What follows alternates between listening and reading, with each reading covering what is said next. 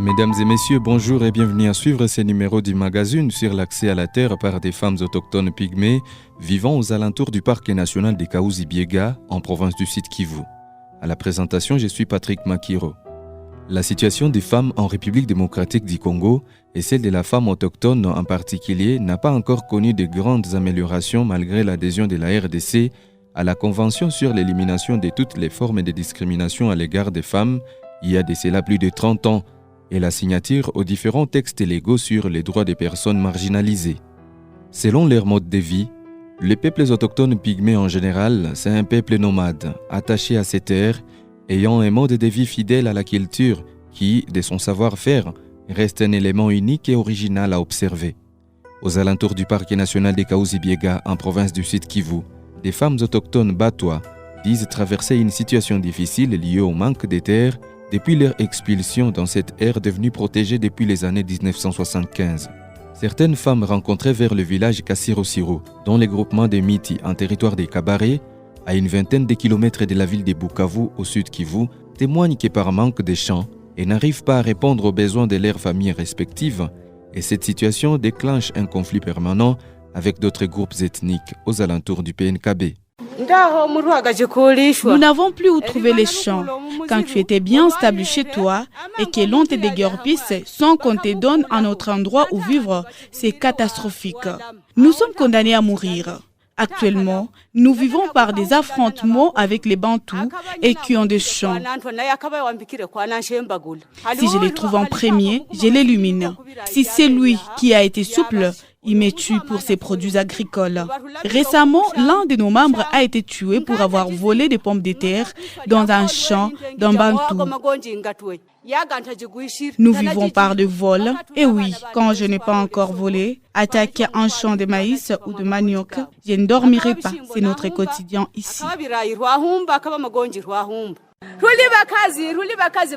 Si nous les femmes, on avait au moins un moyen économique, comme on nous a privés des terres, on pouvait facilement subvenir à nos besoins et prendre soin de nos familles.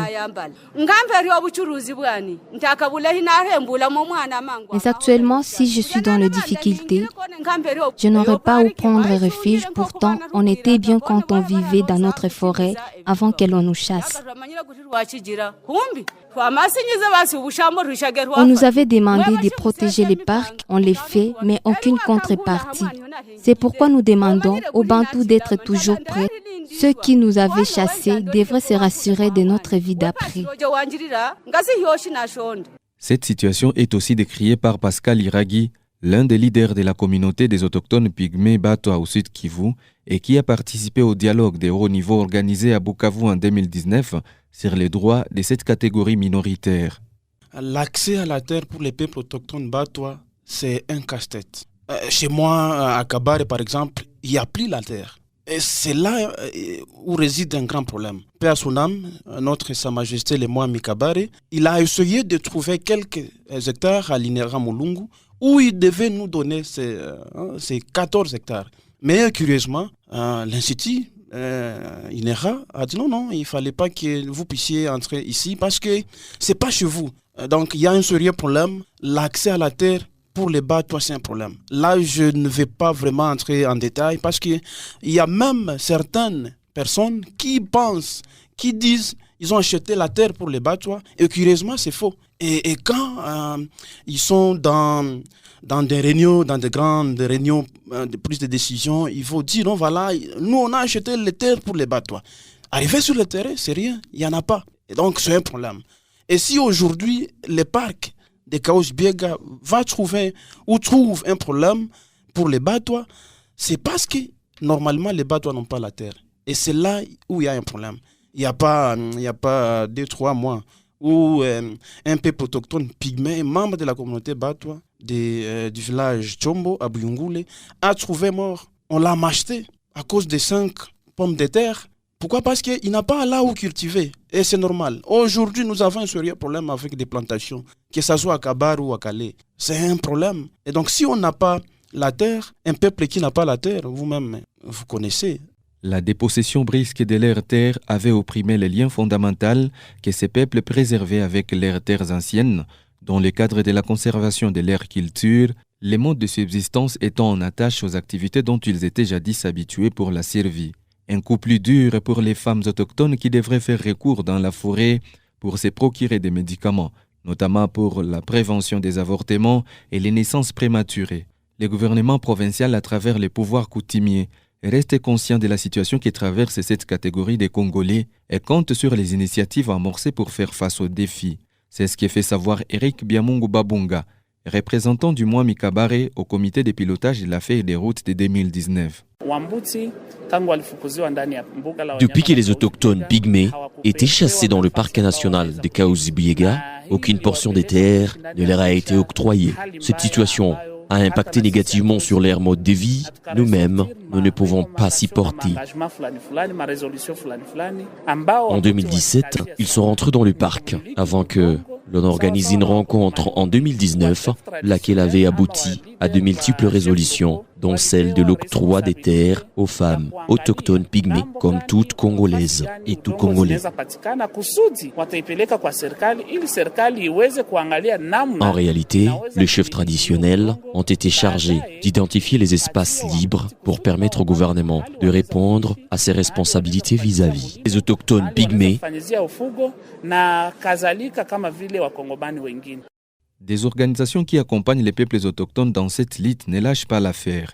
Gervais Mouderoy, point focal de Mukadji Mupia ASBL, réaffirme l'accompagnement de leurs structures en termes de sensibilisation des femmes autochtones pygmées sur la protection de la biodiversité et le respect de leurs droits par les autorités concernées, pour atteindre les résultats escomptés. Déjà au niveau de politique internationale qui existe, que ce soit également pour la loi sur les peuples autochtones, d'ailleurs qui d'ici à 2022 qui a été adoptée. Donc à ce niveau, toutes ces lois, toutes ces politiques garantissent des droits à ces communautés.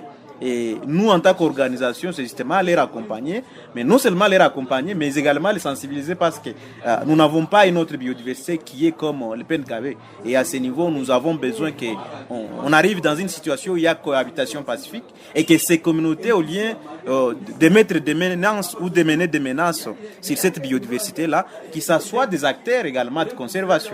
Et à ce niveau, peut-être que les autorités ou les gestionnaires devraient comprendre comment impliquer ces communautés pour des actions de conservation qui donnent en tout cas des résultats escomptés. Et c'est ça notre souhait, c'est en tout cas accompagner les deux parties, que ce soit au niveau du PNKB, on peut mener des plaidoyers, que ce soit au niveau de l'État congolais, mais également sensibiliser ces communautés parce qu'on a besoin de la paix, on a besoin de réussir les initiatives de conservation, on a besoin en tout cas de soutenir ces communautés et voir au-delà de leur situation actuelle, est-ce qu'il y a un changement qui arrive dans les années à venir, et c'est tout ce que nous essayons de faire, mais aussi que les politiques ne restent pas des politiques, il faut des actions concrètes sur le terrain, et nous en tant qu'organisation, on essaie toujours en tout cas de trouver les justes milieux entre les deux parties et que nous puissions nous rassurer que les communautés vivent, mais également il y a ces initiatives de conservation qui émergent et avec leur soutien, bien évidemment. L'option des initiatives parlementaires allant dans le sens de réclamer au gouvernement congolais le respect des accords signés lors de la création du PNKB serait une évidence. Amani Katembera Didier, élu de la ville de Bukavu, s'engage à poursuivre cette lutte jusqu'à ce que les peuples autochtones pygmées recouvreront leurs droits, et plus particulièrement les femmes et jeunes filles. Je voudrais ici dire que non seulement les peuples pygmées veulent que je sois leur porte-parole, mais je vais dire ici à haute voix que je suis leur porte-parole. Je porte donc leurs désidérata, je porte donc leurs plaintes, je porte donc leurs problèmes pour qu'ils soient remis dans leurs droits et que donc ils sont aussi comme nous, les peuples bantous. Nous n'avons aucune différence. D'ailleurs, ils sont les premiers occupants de notre sol et donc nous leur devons beaucoup de respect, de considération et voilà, donc leur considérer à juste titre.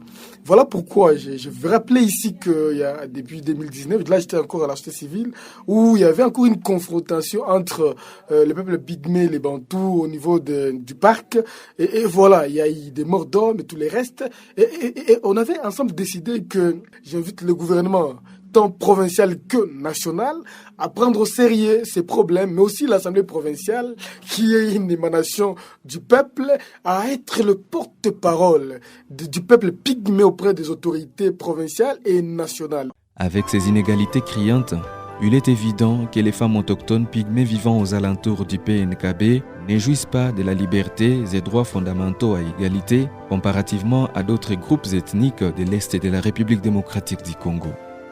Et c'est la fin de ces magazines, mesdames, messieurs, merci pour votre attention.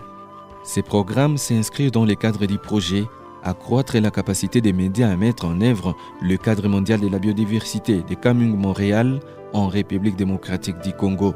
Un projet mis en œuvre par Mukadji Mpia ASBL en collaboration avec Kilalo Presse.